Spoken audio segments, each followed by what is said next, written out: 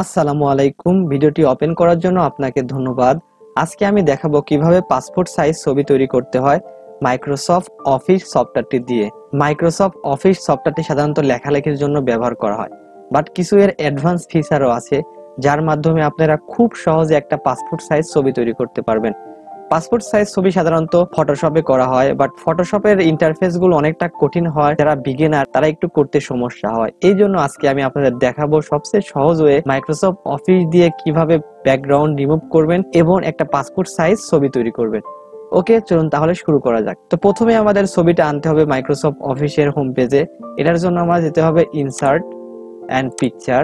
হ্যাঁ, দেখতে পাচ্ছেন দিস ডিভাইস নামে একটা অপশন আছে, স্টক ইমেজ আছে এন্ড অনলাইন পিকচার। যদি আপনি এটা অনলাইন থেকে আনতে চান তাহলে অনলাইন পিকচারে সিলেক্ট করবেন। স্টক ইমেজ থেকে আনতে চাইলে স্টক ইমেজ থেকে। যেহেতু আমি এই ফটোটি কম্পিউটার থেকে নিচ্ছি এই জন্য দিস ডিভাইস এটার উপর ক্লিক করব।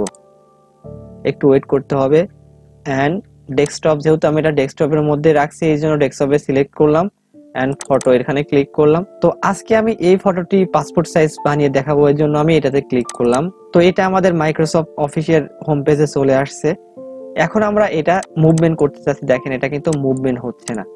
তো এটার জন্য আমরা কি করতে হবে, এটা ক্লিক করবেন এই ফটোর উপর এন্ড মাউসের রাইট বাটন প্রেস করবেন এন্ড দেখতে পাচ্ছেন র‍্যাপ টেক্সট নামে একটা অপশন আছে, এখানে ক্লিক করবেন এন্ড বিহাইন্ড টেক্সট নামে একটা অপশন আছে, এখানে ক্লিক করবেন। দেখেন এখন কিন্তু এটা খুব সহজেই মুভমেন্ট হচ্ছে।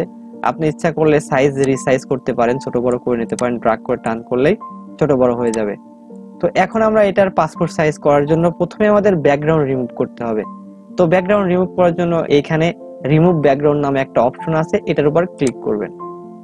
দেখেন এটার উপর ক্লিক করার সাথে সাথে কিছু অংশ পিঙ্ক হয়েছে আর কিছু অংশ পিঙ্ক হয় নাই। তো এখন আমাদের এখানে কিছু এডিট করতে হবে। এখানে বেশ কিছু অপশন আছে, mark area to keep, mark area to remove.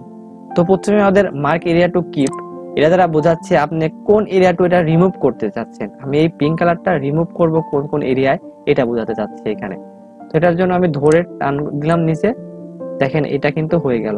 আবার যদি এখানে ধরে টান মারি, দেখেন এটাও কিন্তু হয়ে গেল। আবার ধরে উপরে যদি টান দেই, দেখেন এরিয়াটুকু আমাদের হয়ে গেল।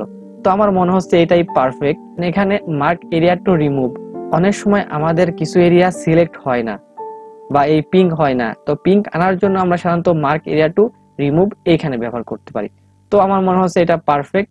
এটার জন্য আমরা কিপ চেঞ্জ নামে যে অপশন আছে এটার উপর ক্লিক করব। তো এটার কাজ আমাদের শেষ। দেখেন এর কোনো ব্যাকগ্রাউন্ড নাই।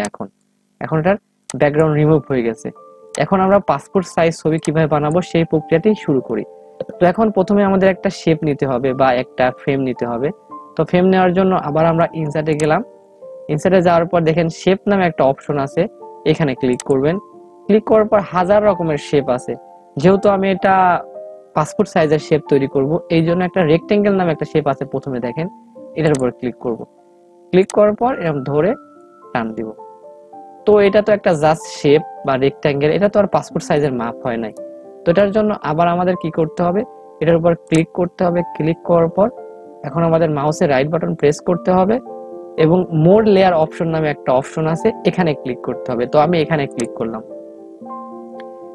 ক্লিক করার পর position, text wrapping and size, যেটা সাইজ আছে এটার উপর ক্লিক করতে হবে। তো সাইজ, হাইট, ওয়াইড। তো হাইটের ওখানে আপনি লিখবেন 2, সরাসরি 2 লিখে দিবেন, তাই হয়ে যাবে 2। আর নিচে যে ওয়াইড আছে এটা লিখবেন 1.60, 1.60। আমাদের এটা হাইটটা হচ্ছে 2 ইঞ্চি এবং ওয়াইডটা হচ্ছে 1.6 ইঞ্চি এবং ওকে তে ক্লিক করে দিবেন। ওকে, আমাদের পাসপোর্ট সাইজের মাপটি অটোমেটিক্যালি হয়ে গেছে। তো এখন আমরা এটার উপর রাখতে চাচ্ছি, ছবিটা একটু সাইজ ছোট করে নেই। ছবিটা সাইজ ছোট করে নিলে হয়ে যাবে। দেখেন আমরা যেটা ছবিটার মাঝখানে রাখতে চাই কিন্তু এটা হচ্ছে না। তাহলে আমার একটা সমস্যা হয়েছে অবশ্যই। তাহলে কি করবেন, আবার এই ফটোর উপর ক্লিক করবেন। ক্লিক করার পর আবার মাউসের রাইট বাটন প্রেস করবেন। এখন দেখছেন র‍্যাপ টেক্সট নামে যে একটা অপশন আছে এটার উপর আবার ক্লিক করবেন এন্ড বিহাইন্ড টেক্সট যেটা অপশন আছে এটার উপর আবার ক্লিক করবেন। এটা ক্লিক করার পর এখন যদি আমি দেই, দেখেন এখনো আসে নাই।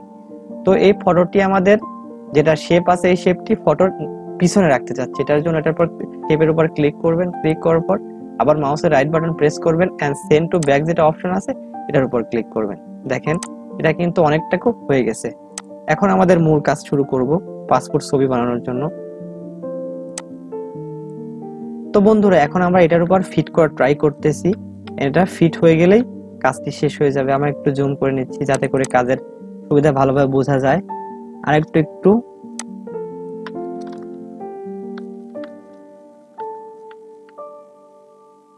ওকে, আমার মনে হচ্ছে একেবারে পারফেক্ট হয়েছে।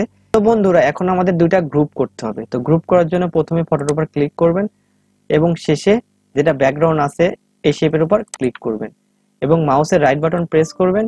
প্রেস করার পর দেখতে পাচ্ছেন গ্রুপ নামে একটা অপশন আছে, গ্রুপে ক্লিক করবেন। দেখেন এখন ফটোটা কিন্তু অটোমেটিক্যালি মুভ হচ্ছে।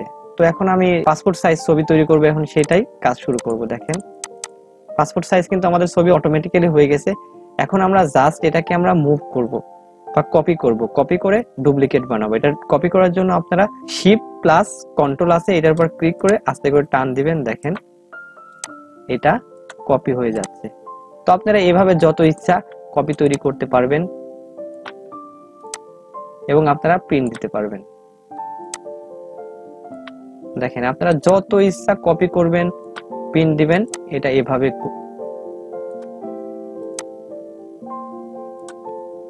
আমার তো মনে হচ্ছে এটা ফটোশপের চেয়েও ইজি। তো আমি আশা করি এটা আপনার কাছেও ইজি মনে হবে যদি এটা প্রপারলি ভাবে করতে পারেন। তো খুব কঠিন প্রক্রিয়া না আর কি, আশা করি এটা আপনিও করতে পারবেন। আর যদি না করতে পারেন তাহলে অবশ্যই আমাকে কমেন্টসে বলবেন, আমি আপনাকে রিপ্লাই করার ট্রাই করব এবং এর চেয়ে সহজ যেটা ওয়ে আছে সেটাকে রিকমেন্ড করব। তো এত সময় ধৈর্য সহকারে ভিডিওটি দেখার জন্য অসংখ্য ধন্যবাদ। ভালো থাকবেন। আল্লাহ হাফেজ।